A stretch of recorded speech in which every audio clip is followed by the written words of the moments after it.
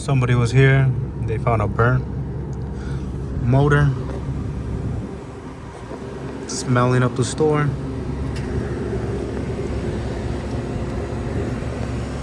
Let's see. Cut the zip ties. Looks like the VFD's already bypassed. So that means the indoor blower motor is always running. Let's see. The box.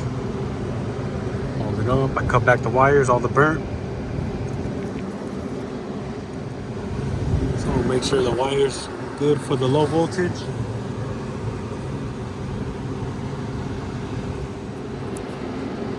Nice and crimp, nice and tight. So I got line 1, line 2, line 3. Time to hook up the ground. Got the ground wire hooked up. Time to close it up. So adjusted the motor little by little. Looks good. Doesn't flex too much.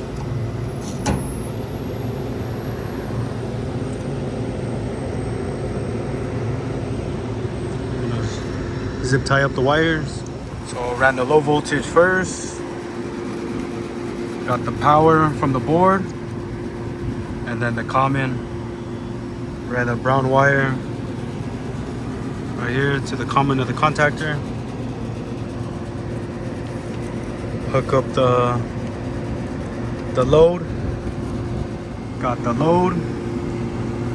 Ready for the line. Line in. So I got the contactor wired up for the indoor blower.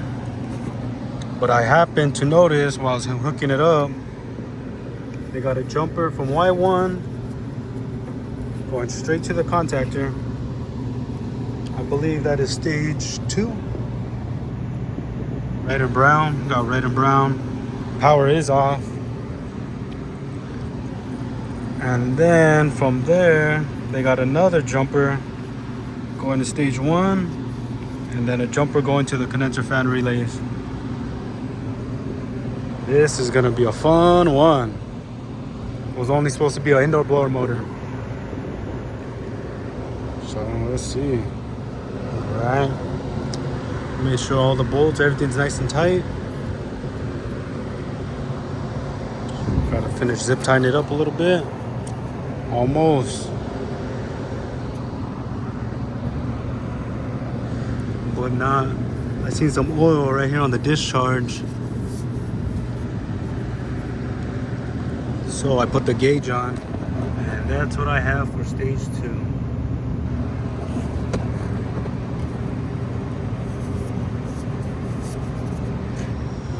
Got everything zip tied down.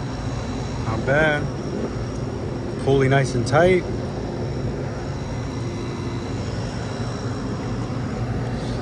Looks like now I'm gonna have to pressurize it.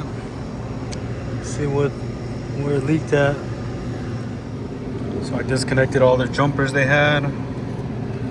So stage 1 is disconnected. And then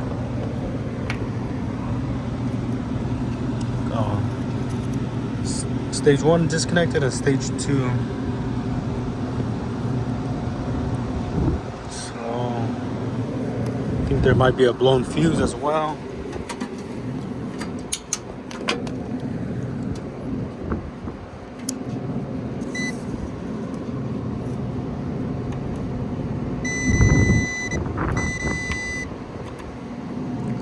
Line 3 blown.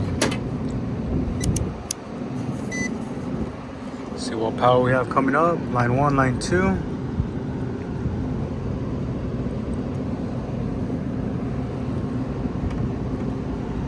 Line 2, line 3. Looks like the breaker's off. Line 1 and line 3. So it looks like I'm gonna have to get a 60. Hopefully I have some. So I wanted to do a double check. It says minimum 45. Max are 50s. So I think I might go with the 50. So I don't even have any 410, but I have some nitrogen. Pump this bad boy up, see if I can fix this leak. Still got the disconnect off.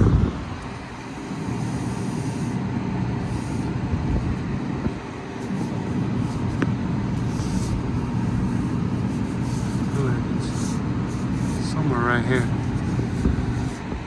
Spray some big blue.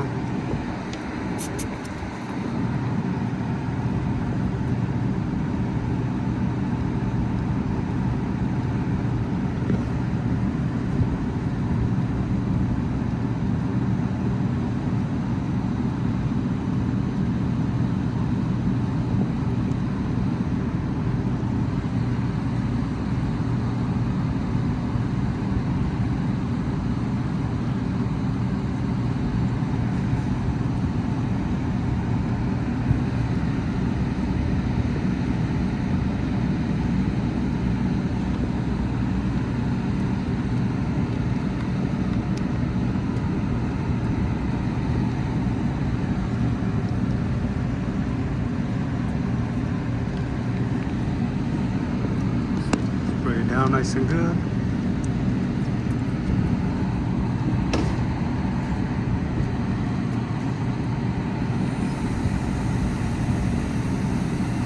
Oh, and I'm running low on nitrogen.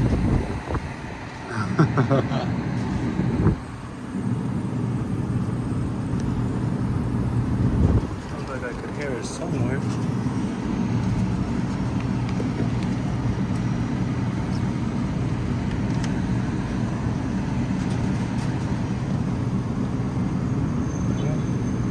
Let's see if I can find this for you guys.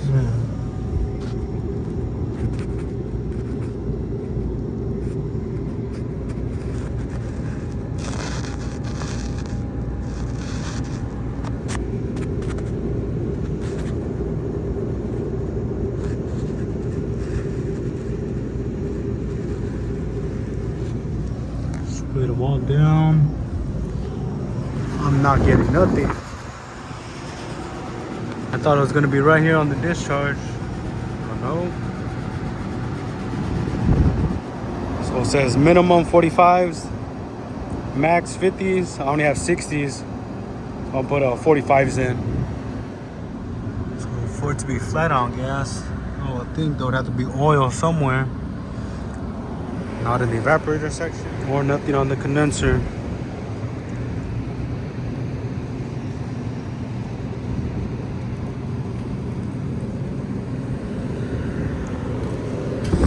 We're gonna have to follow up with some more nitrogen, some 410, a dryer.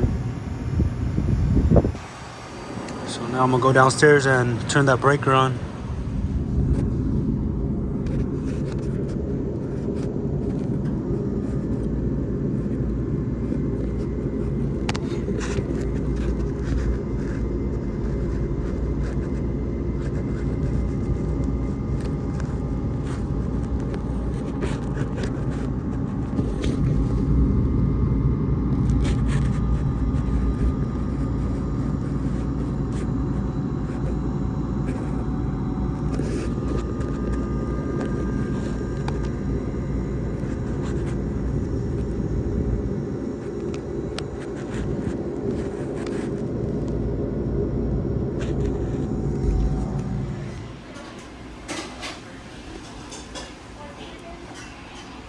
I was feeling it was kind of hot in here. Let's put this to the correct time. A little better. A little better.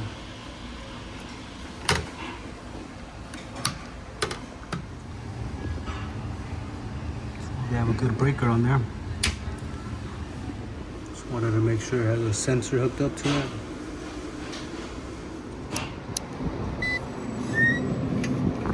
Voltage. Line 1, line 2. 213. Line 1, line 3. 212. And line 2. 23. 211. So come over here, switch it.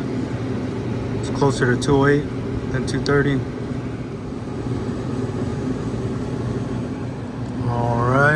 Got everything going. Got the jumper on G. Just turn it on. Disconnects on. Make sure it's going the right way.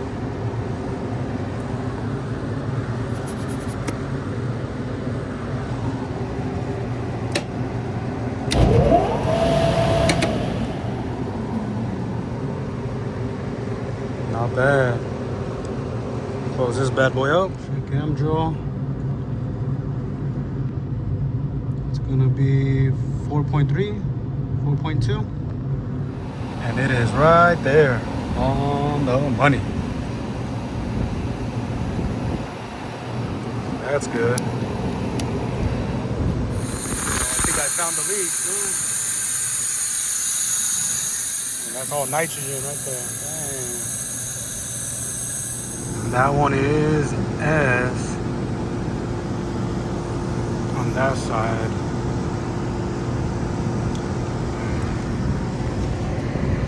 Which always has power. The unit is off.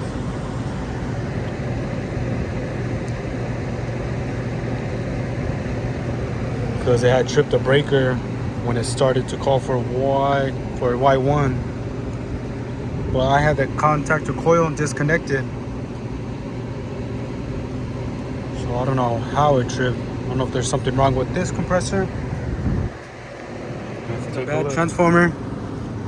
Turn it back on. Stage 1 is also low on gas.